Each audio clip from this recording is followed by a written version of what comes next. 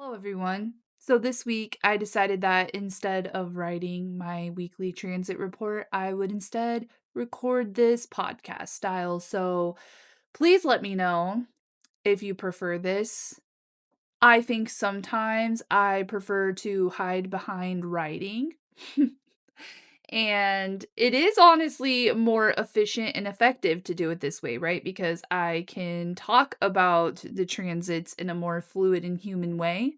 And maybe it's more effective and efficient for you because you can listen to it while you're driving to work or doing dishes or um cooking dinner, right? So like you don't have to sit down and actually read it all. Plus, I mean, if I have the capacity to share and talk about these things in a more, conversational way, maybe these things will land better and they'll feel more, reachable or tangible for you in your life and your experience. So, yes, please let me know how this goes for you and if this is something that I need to push myself to do more consistently. But okay, I want to describe to you all how exactly I do this.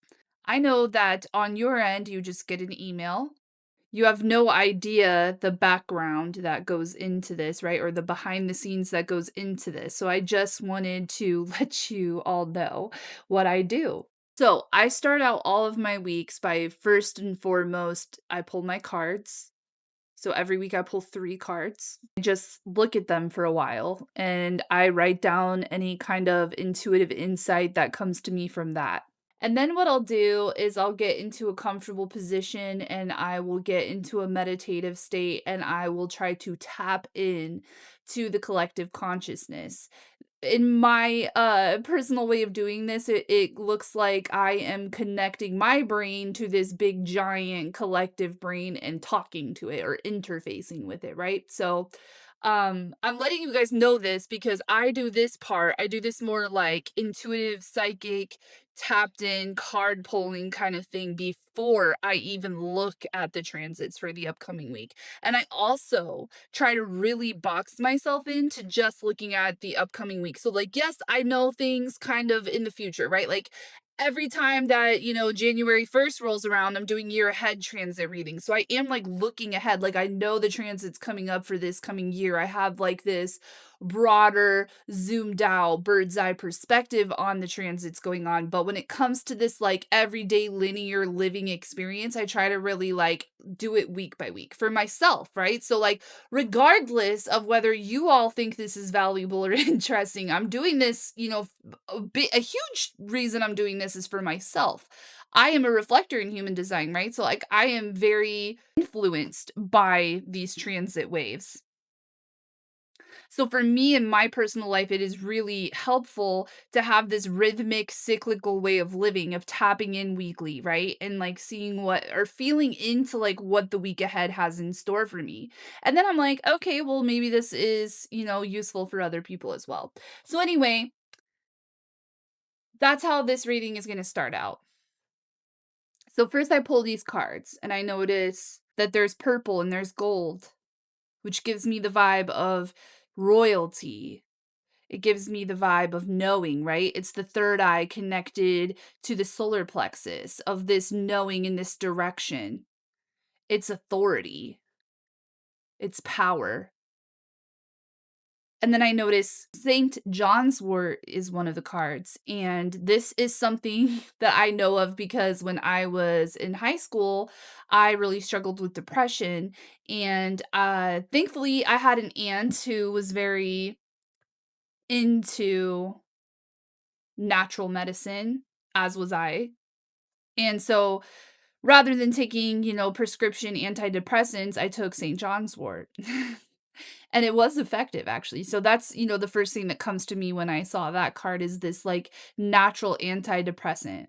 And then the final card we got was mixed emotions or barrel of mixed emotions. And so I was like, huh, okay, that's kind of interesting. Like I can see how the St. John's wort and this like mix of emotions kind of go hand in hand, right? Like rather than kind of losing yourself to this emotional experience, how can you kind of like naturally find some light within this situation, but we'll get to that.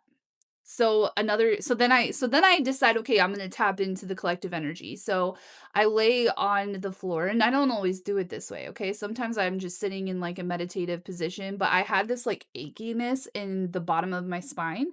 And so I just felt called to lay down on my back.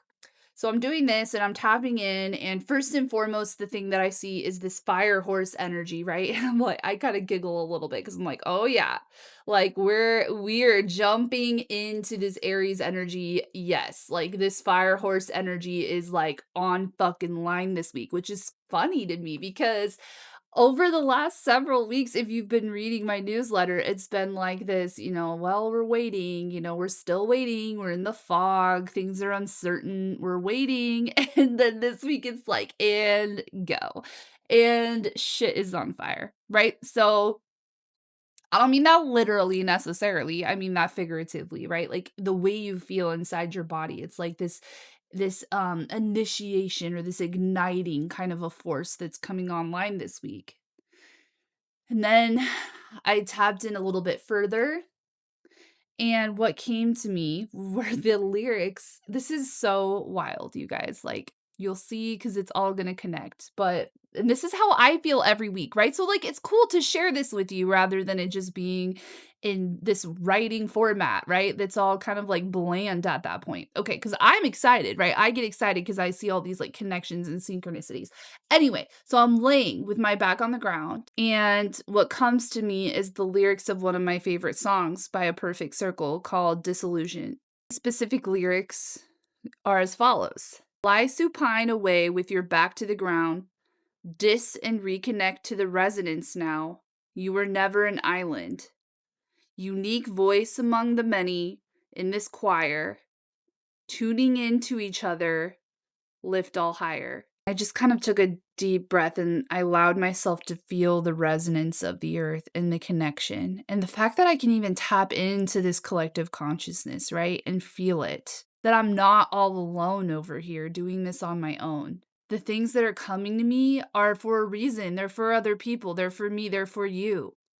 Anyway, now to further dissect or go into the cards individually. So the first card is the King of Swords, and he is all about, he rules over the swords suit, right? So he rules over logic and reasoning. But he also is a king, right? So he has this authority. There's a bit here about discipline and integrity, being strict, having high standards, right? So the King of Swords is very much the authority of the mind, which I think is going to be important for what we get into later. And then, of course, St. John's wort, of course, it has to do with being a natural antidepressant. But what I found interesting too about the card meaning when I read the card meaning is that it also sheds light on darkness, right? So, like, again, that's kind of like what I'm saying. Like, the natural antidepressant isn't to numb the depression or to escape the depression, but it is to feel it in a certain way that allows the light to come in and show you where to show you the light in the darkness, right? And this plant also like grows towards the light. It shines even where the shadow is darkest. Which is something about my work with shadow work and gene keys, right? Is like it's not to suppress or escape the shadow. It's about how the gift in the city naturally live inside the shadow, right? Like once you let it in, once you soften to it, once you stop shaming yourself, once you crack open, you see the gift within the shadow. And then the card mixed barrel of emotions.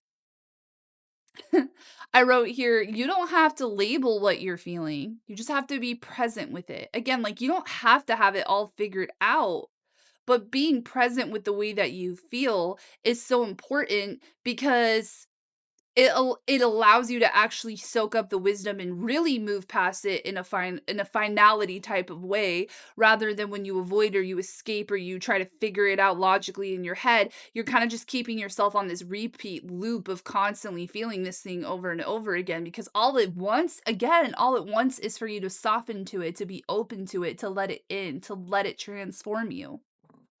Okay, now let's get into the transits. So we start out this week right now, we have the moon in Pisces. When the moon is in Pisces, our emotions are a bit vague. Our emotions are elusive. Maybe we feel really connected to the collective consciousness, to the collective pain, to the collective emotion in particular. And in the early morning hours, we had Mars conjunct Neptune in Aries, which I believe we were feeling the build up to all through last week, which I apologize that I didn't mention that, but I do feel that there was a big part of this energy building up over last week of Mars conjunct Neptune in Pisces. Mars is the planet of aggression, passion, life force energy, willpower, momentum, pushing, initiating action. And all of those qualities of Mars are amplified in Aries because Mars rules over Aries energy, right? So it's pioneering here. It's very innovative. It's very action oriented. It's very go, go, go. But then it hits Neptune. And Neptune is trying to birth an entire new paradigm, in my opinion, right? Because Neptune is in the very first zodiac sign of the entire wheel. This long, slow moving planet. This planet that rules over endings and the end of life and spirituality and other dimensions and our dreams and our previous lifetimes and the Akashic records and the dimensions and all of the things. And we went through the culminative experience of this planet finishing out a cycle in Pisces, right? Returning home. We finished that out and now it's starting over again. It's a new paradigm. We have Mars in its home sign meeting up with that new paradigm.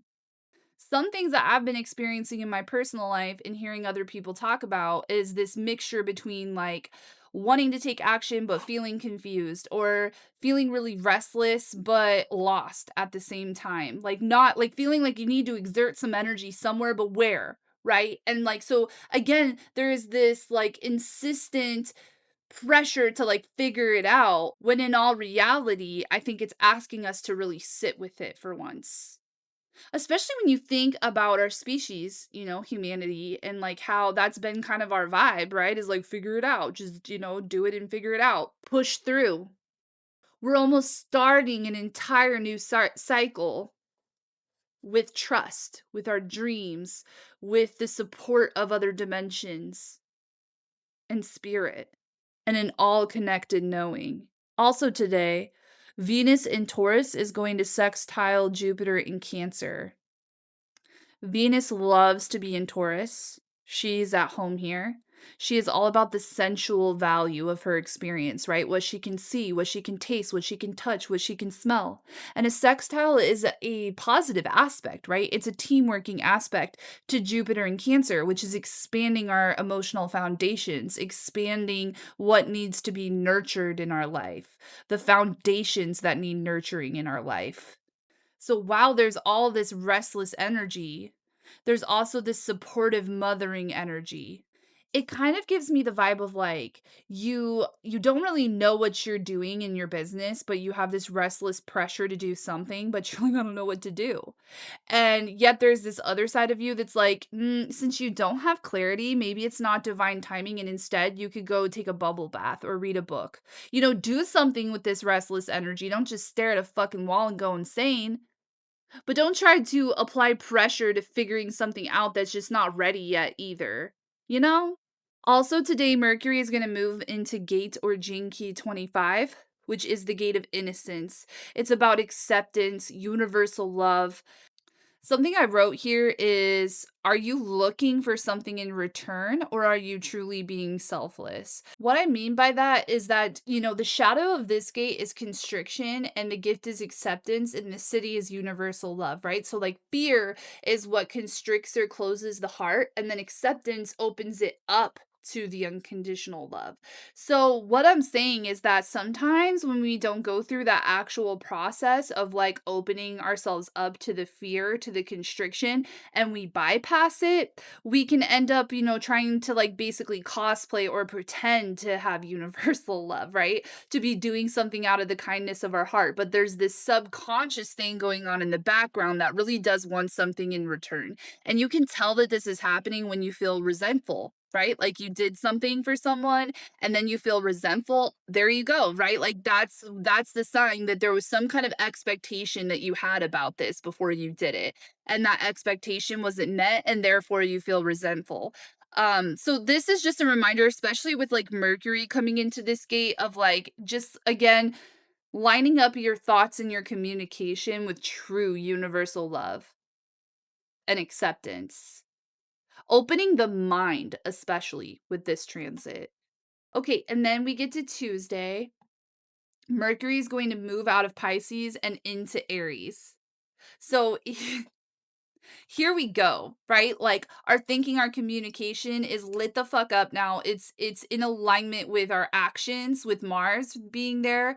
Um it's out of shadow completely, right? So like all of that, elusive energy of Pisces that it's been in for a long time because it retrograded there is finally over. It's moving forward at, its regular speed, and it's moving through a sign that wants speed. It's supercharged. Everything is lining up, everything is activating, everything is initiating. And before Mercury moves into Aries, it also forms a nice little sextile aspect to Uranus and Taurus. Uranus and Taurus can be innovative about its resources. So while there's this syncing up happening of your actions, your motivations, your thinking, your communication, you might also find an innovative pathway or idea when it comes to your material life or your material resources. Before Mercury moves into Aries, it's also going to form a nice little sextile aspect to Uranus in Taurus. And, Uranus and Taurus is about innovation of resources. So you might like, especially with it being at the last degree of Pisces, right? Like you might intuitively, spiritually supported, dreamlike place. From a spiritually supported dreamlike place, you might tap into some innovative idea when it comes to your material reality and your resources, and then have the motivation to act on it as soon as it lands in Aries. Mars in Aries is also going to move into gate or gene key 17, which is about opinions. It's in the third eye. It's about extracting valuable insights and understanding. It's about considering multiple different, perspectives or intellectual resources to make an educated decision, to make a wise decision. And then Venus moves into gate or gene key 23, which is located in the throat center. And this one's all about simplicity. When it comes to 23, all of the overthinking can lead to clarity when you distill it into its essence. And when it comes to Venus being here, the essence is some kind of value system. And it's a very unique to you kind of value, right? Like, what do you find valuable out of the essence of all of this? It's about waiting to express something until you reach clarity. Once you're done mulling it over and overthinking it, when does it naturally lead to this clarity? What is the essence of this thing that you're trying to figure out? Because the essence is what your throat is trying to express. And how do you express this in a invited way, in a simple way? Wednesday, the moon is going to move into Aries. So now we have even more Aries energy. And this also starts off the dark moon phase. That is the phase right before the new moon, which we're going to experience on Friday. So Wednesday and Thursday is really good energy for that last minute release and purge. And when I say release, I don't just mean over the last cycle like I normally do. I mean over the last year. I mean, over your entire life. Because again, this Aries season is a whole new paradigm. And as the moon moves through this dark moon phase, it's going to conjunct Mercury and then Neptune and then Mars and then Saturn. So it's moving through this new paradigm in a very felt kind of way. So Wednesday and Thursday, you might feel a lot. Again, that barrel of emotions, right? Like you might feel a lot. There might be a lot that pisses you off. But there's something here that really wants to begin again, that wants to start new, that wants to create a new paradigm. So there's a lot that needs to be shed here. There's a lot that needs to be felt so it can go away. Again, if you sit with it and you're present with it, it can finally speak to you in a way that is complete rather than just festering and repeating in the background throughout your entire life. Thursday, Mars in Aries is going to sextile Pluto in Aquarius. So Mars in its home sign is forming a positive aspect to this transformative death and rebirth planet in the sign of humanity. This is very like, if I had to give a word to this, it's like revolutionary war, right? Something that Aries and Aquarius have in common is that they're both very pioneering. They're both very revolutionary. They both are willing to go where no one else has gone. That's why they form a sextile to each other. It's explosive kind of energy, right? When fire meets air, it's explosive. And then Mercury is going to conjunct Neptune in Aries. So it's like our mind catches up here and shows us mentally this new paradigm. This is where you might get a lot of downloads too from the universe or from your guides or your spirit team. Okay, and then the sun and earth are going to move into gate or gene key 3 and 50. We're going to talk a lot about gene key 3 as we talk about the new moon because this is where the new moon is occurring. But the shadow of 3 is chaos. And chaos leads to innovation, which leads to childlike innocence and curiosity and wonder. And with 50, something I wrote here too, this kind of like stretch or the shadow side of this is what is your responsibility? And again, what are your values? How much of your chaos is because you're taking responsibility for things that aren't your responsibility? How much chaos in your life is manufactured by you rather than some external circumstance? Where are you not abiding by your own values? Because again, Venus in 23, your values is what shows you the simplicity. Like it is that simple. Okay, and then Friday we get to the big day, right? The new moon in Aries, which is going to occur our time, Central Time at 6:52 a.m. This transit is conjunct Chiron. Chiron being the asteroid that represents the wounded healer. This is cool to me because I think that while Chiron has been in Aries, it has been about healing identity wounds. And there's something about this new moon that gives us a chance to start fresh here. Something about this too is like, do you identify with being broken? Like, do you really need to be healed, or are you still just identifying with being broken? Do you identify with being a healer? I'm not saying that there's anything wrong with calling yourself a healer, but are you taking that authority away from a person? Could this person heal themselves, or do they need a healer? Could this person see themselves as healed? Rather than you having the authority over someone's healing, how do you guide a healing experience? How do you hold a safe and spacious container for healing to take place? Who knows best how to heal their own wound? You or the wounded? All of this is happening in gate 3. So let's get into that because here's the thing I do. This is where I blew my own mind because I sit with the cards and I sit with the psychic downloads of tapping into the collective consciousness and then I look at the transits. So it was at this point that I realized that the new moon was occurring in gate 3. And the reason why this blew my mind is because the gift of gate 3 is innovation. And if you look that up, the sentence that Richard Rudd used to describe it is the end of island mentality. Again, just to remind you, the lyrics of this song, you were never an island. So with gate 3, we're really contemplating change. We're really contemplating that the energy of change is the only constant. We're letting the truth of that really permeate our being, our heart, our body, our soul. The shadow of this gene key is chaos, from chaos to cosmos. The gift is innovation, the end of island mentality, and the city is innocence, all play and no work. After this, I decided to go and read Gene Key 3 to get a nice little refresher before I talked about it. And here are some of the things that stood out to me. When it comes to the shadow of chaos, the word chasm and chaos have the same um, root in language, which can also be translated into primordial space.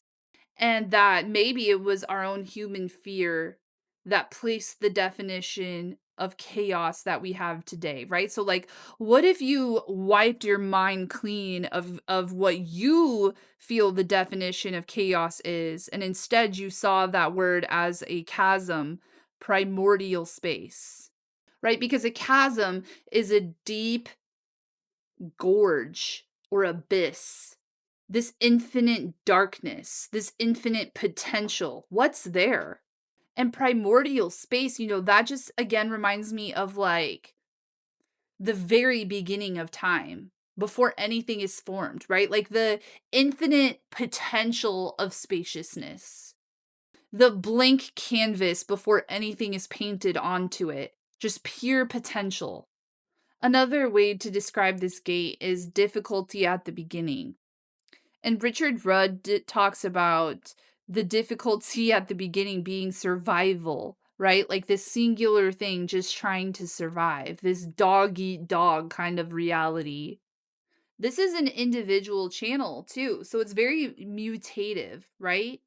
And something that Richard talks about, he talks about like how and I might, fuck this up in explaining it, but like basically when you have a single cell, does the nucleus exist? If the nucleus is the brain of that cell, does it exist at the center of that cell? Or is it that actually that cell is, the brain is actually in the outer layer of the cell and therefore mutated based on its environment or its surroundings, meaning that there is no like central thing of control, right? That genes are constantly changing and mutating based on the environment.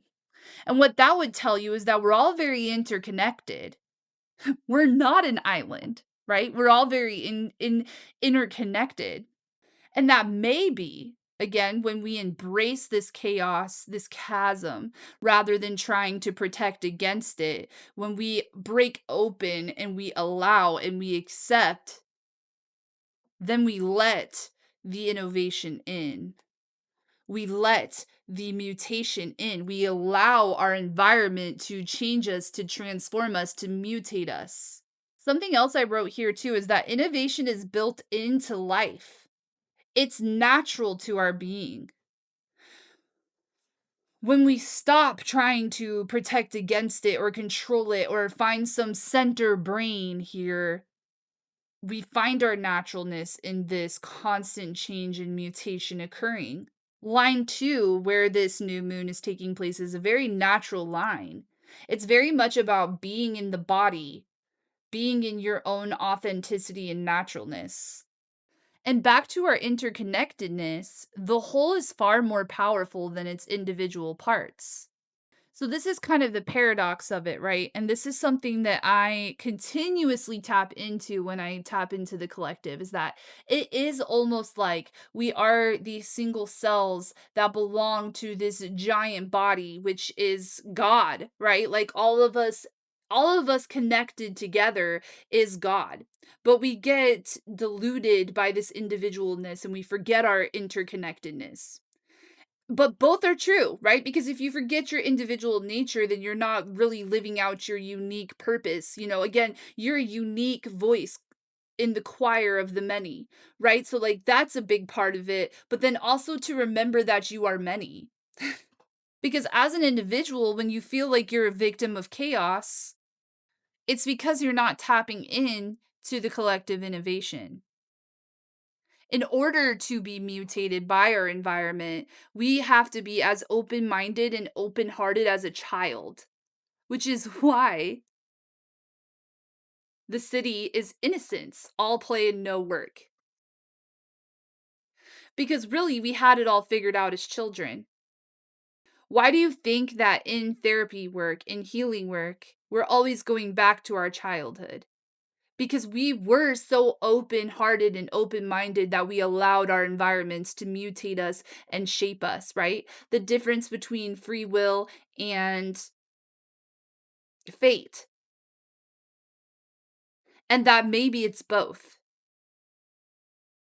Maybe the fate is the mutation occurring from your environment, and the free will is what you do with it, what you make out of it, what you pull from that primordial space, what you create, what you paint on that blank canvas. What your unique voice has to say about what you're experiencing. That's the innovation. That's when we create a natural ecosystem of human beings. Humans being. All play and no work, right? There's no force. There's no control.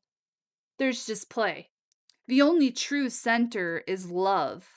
Also, on this day, Mercury is going to move into gate 17. It's going to catch up again with Mars. At this point, our mind might catch up to what our body has been feeling, and we might have even more valuable insights and understanding. And then the moon is going to move into Taurus. So, this is a great time for us to ground and embody all of this insight and understanding.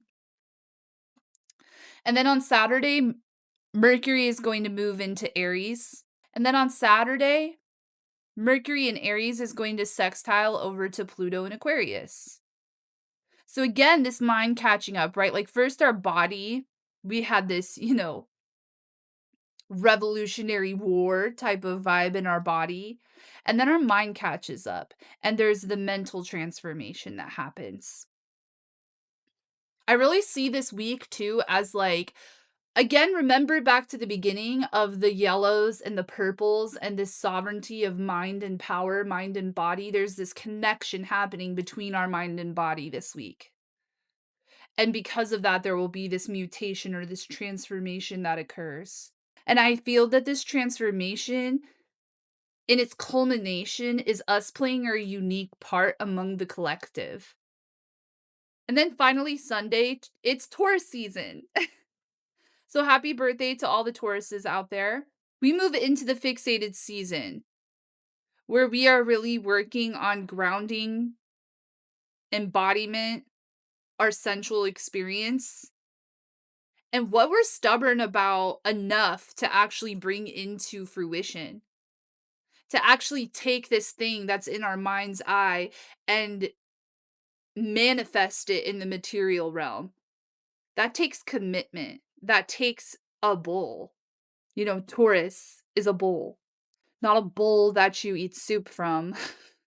The animal with the horns, charging through a china shop, digging its feet in, ready to defend what it finds valuable.